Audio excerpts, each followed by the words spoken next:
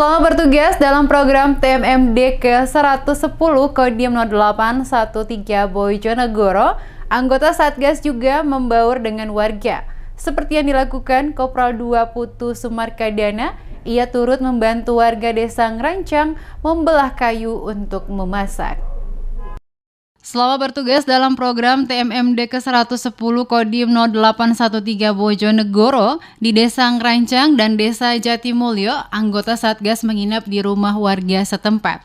Tidak hanya itu, untuk urusan makan, anggota Satgas selama di rumah inap juga mengikuti hidangan masakan tuan rumah tersebut. Sebagai bentuk kepedulian sosial selama menginap di rumah warga, Kopral 2 Putu Sumarkadana, anggota Satgas TMMD ke-110 Kodim 0813 Bojonegoro, turut membantu membelah kayu yang digunakan sebagai bahan bakar untuk memasak makanan anggota Satgas. Meski cukup kesulitan karena baru kali pertama melakukannya, Kopral 2 Putu Sumarkadana merasa senang dapat membantu warga. Dengan begitu ia serta membaur dengan warga desa Ngerancang.